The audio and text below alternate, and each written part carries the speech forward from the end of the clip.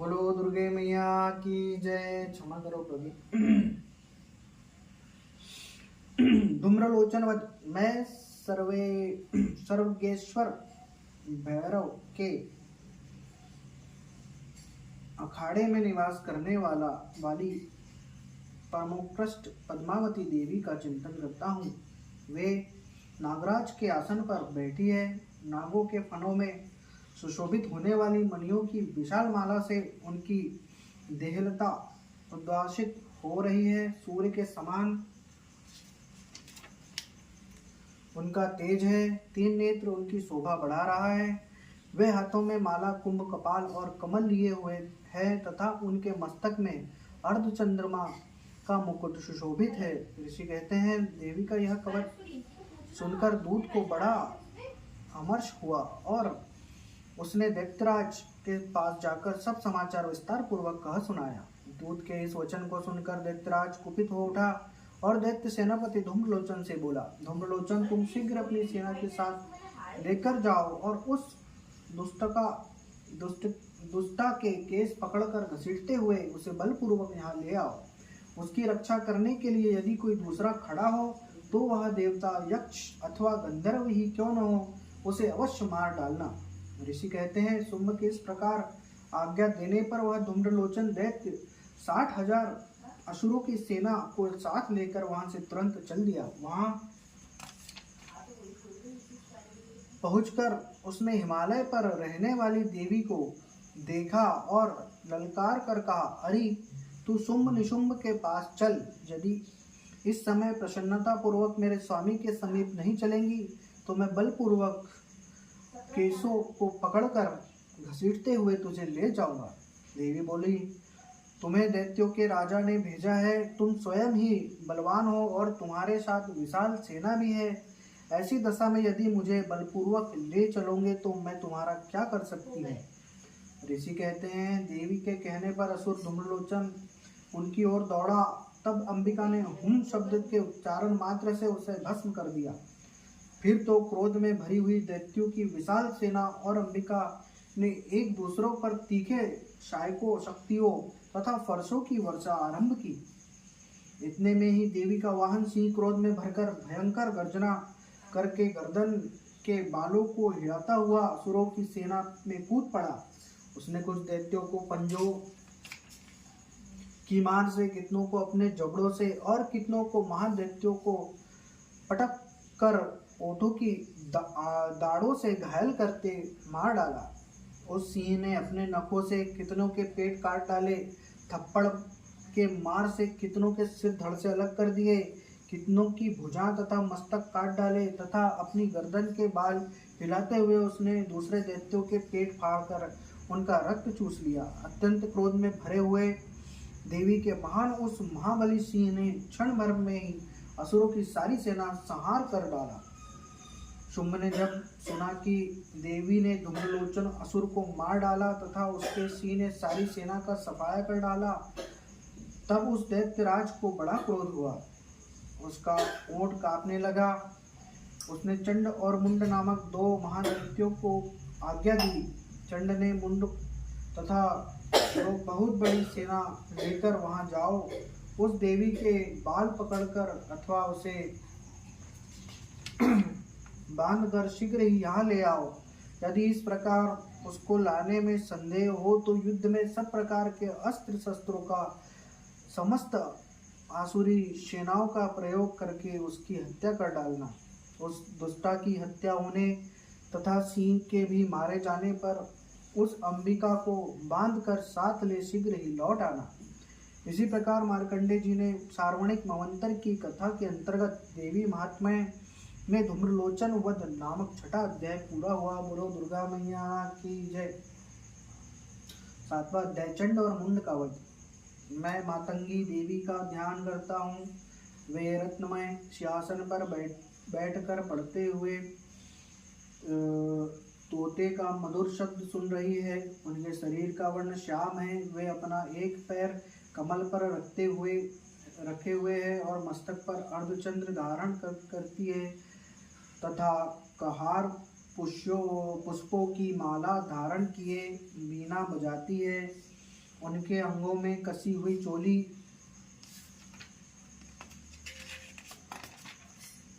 शोभा पा रही है। वे लाल रंग की साड़ी पहनने, हाथ में शंखमय पात्र लिए हुए, उनके बदन पर मधु का हल्का हल्का प्रभाव जान पड़ता है और ललाट में बिंदी शोभा दे रही है। ऋषि कहते हैं, तदंतर शुंभ की आज्ञा पाकर वे चंडमुंड आदि दैत्य चतुरांगनी सेना के साथ अस्त्र शस्त्रों से सुसज्जित हो चले। फिर गिरिराज हिमालय के शर्वणमय ऊंचे शिखर पर पहुंचकर उन्होंने सिंह पर बैठी देवी को देखा। वे मंद मंद मुस्कुरा रही थी। उन्हें देखकर दैत्य लोग तत्परता से पकड़ने का उद्योग करने लगे। किसी ने धनुष तान लिया, किसी ने तलवार संभाली और कुछ लोग देवी के पास आकर खड़े हो गए। तब अंबिका ने उन शत्रुओं के प्रति बड़ा क्रोध किया। उस समय क्रोध के कारण उनका मुख काला पड़ गया, ललाट में भौहें टेढ़ी हो गई और वहां से तुरंत विकराल मुखी काली प्रकट हुई, जो तलवार और पाश लिए हुए थी। वे विचित्र खड़ग वाहन धारण किए और चीते के चर्म की साड़ी पहने नरमुंडों की माला से विभूषित थी।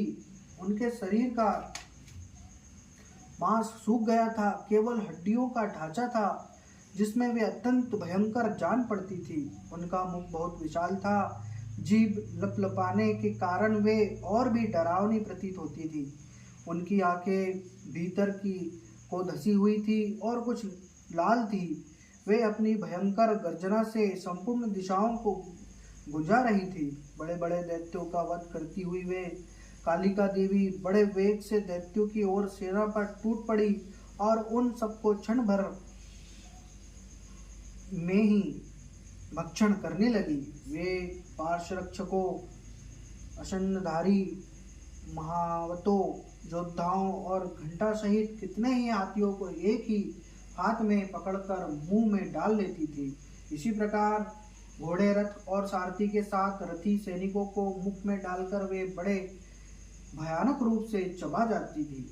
किसी के बाल पकड़ लेती, किसी का गला दबा देती, किसी को पैरों से कुचल डालती और किसी को छाती के धक्के से गिराकर मार डालती थी। वे असुरों के घोड़े छोड़े हुए बड़े बड़े अस्त्र शस्त्र मुंह में पकड़ लेती और रोष में भयंकर भरकर उनको दांतों से पीस डालती थी। काली ने बलवान एवं दुरात्मा दैत्यों की वह सारी सेना रौंद डाली, खा डाली और कितनों को मार भगाया। कोई तलवार के घाट उतर गए, कोई खड़क से पीटे हुए और कितने ही असुर दांतों के अग्रभाग से कुचले जाने पर मृत्यु को प्राप्त हुए। इसी प्रकार देवी ने असुरों की उस सारी सेना को क्षण भर में मार गिराया। यह देख चंड उन अत्यंत भयानक काली देवी की ओर दौड़ा तथा महादैत्य मुंड ने भी अत्यंत भयंकर बाणों की वर्षा से तथा हजारों बार चलाए हुए चक्रों से उन भयंकर नेत्रों वाली देवी को आच्छादित कर दिया। वे अनेकों चक्र देवी के मुख में समाते हुए ऐसे जान पड़े मानो सूर्य के बहुतेरे मंडल बादलों के उदर में प्रवेश कर रहे हो। तब भयंकर गर्जना करने वाली काली ने अत्यंत रोष में भरकर विकट अट्टहास किया। उस समय उनके विकराल बदन के भीतर कठिन तासे से देखे जा सकने वाली दांतों की प्रभा से वे अत्यंत उज्जवल दिखाई देती थी।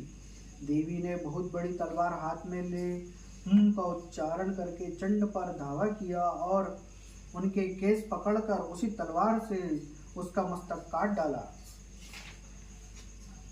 चंड को मारा गया देखकर मुंड भी देवी की ओर दौड़ा। तब देवी ने रोष में भरकर उसे भी तलवार से घायल करके धरती पर सुला दिया। महापराक्रमी चंड और मुंड को मारा गया देख मरने से बची हुई बाकी सेना भय से व्याकुल हो चारों ओर भाग गई। तदंतर काली ने चंड और मुंड का मस्तक हाथ में ले चंडिका के पास जाकर प्रचंड अट्टहास करते हुए कहा, देवी, मैंने चंड और मुंड नामक इन दो महा पशुओं को तुम्हें भेंट किया। अब युद्ध में तुम शुंभ और निशुंभ का स्वयं ही वध करना। ऋषि कहते हैं, वहाँ लाए हुए उन चंडमुंड नामक महादैत्य देखकर कल्याणमयी चंडी ने काली से मधुर वाणी में कहा, देवी तुम चंड और मुंड को लेकर मेरे पास आई हो, इसलिए संसार में चामुंडा के नाम से तुम्हारी ख्याति होगी। बोलो दुर्गे मैया की जय, बोलो चामुंडा देवी की जय। इसी प्रकार श्री मार्कंडेय जी पुराण में सार्वणिक मंवंतर की कथा के अंतर्गत देवी महात्मा ने चंडमुंड वध नामक 7वां अध्याय पूरा हुआ। बोलो दुर्गा मैया की जय।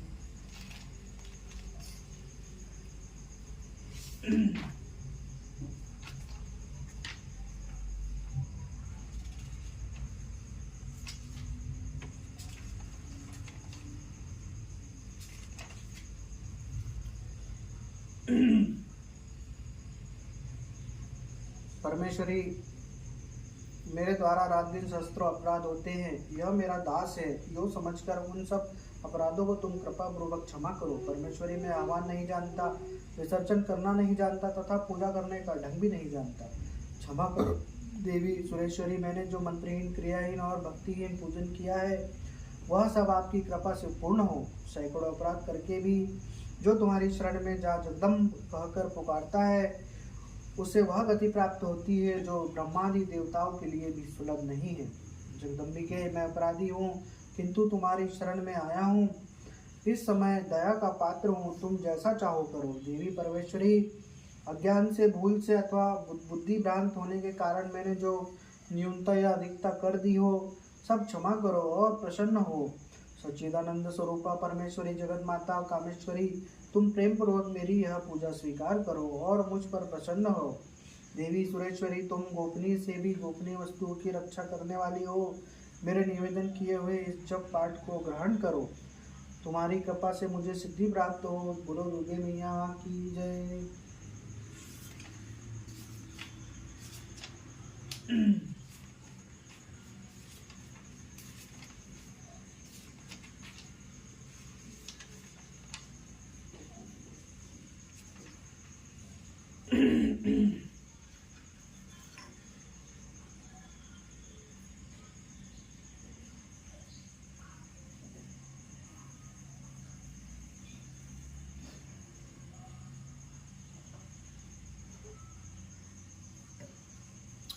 जय अम्बे गौरी ओ मैया, जय श्यामा गौरी ओ मैया, जय मंगल मूर्ति ओ मैया, जय आनंद करनी।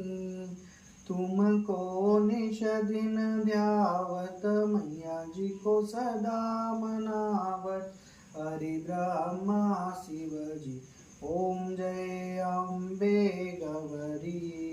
मांग सिंदूर विराजत, टीको मृद मद को मैया, टीको मृद मद को।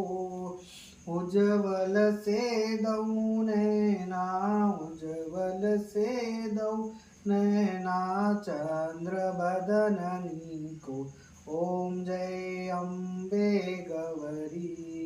कनक समान कलेवर, रक्तांबर राजे मैया, रक्तांबर राजे।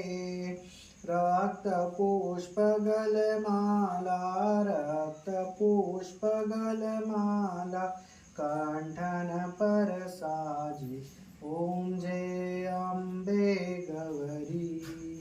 के हरिवाहन राजत, खड़ग खपर धारी मैया, खड़ग खपर धारी। सुर नर मुनि जन सेवत, सुर नर मुनि जन सेवत, तिनके दुख हारी ओम जय अम्बे गौरी।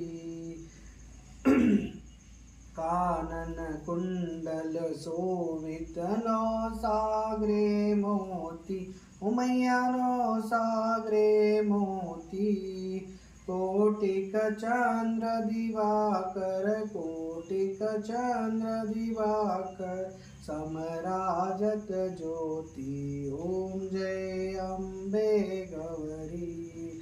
शुंभ निशुंभ विदारे महिषासुर घाती। ओ मैया महिषासुर घाती। धूम्र विलोचन नैना धूम्र विलोचन नैना निषदिन मदमाती। ओम जय अम्बे गौरी चंड मुंड संहारे शोणित बीज हरे। ओ मैया शोणित बीज हरे मधुकैटभ दौ मारे मधुकैटभ दौ मारे सुर भयहीन करे। ओम जय अम्बे गौरी ब्रह्माणी रुद्राणी तुम कमला रानी। ओ मैया तुम कमला रानी। आगम निगम बखानी आगम निगम बखानी तुम शिव पटरानी। ओम जय अम्बे गौरी 64 योगनी गावत नृत्य करत भैरू। मैया नृत्य करत भैरू बाजत ताल मृदंगा बाजत ताल मृदंगा अरु बाजत डमरू। ओम जय अम्बे गौरी तुम ही जग की माता तुम ही हो भरता। ओ मैया तुम ही हो भरता भक्तन की दुख हरता भक्तन की दुख हरता सुख संपत्ति करता।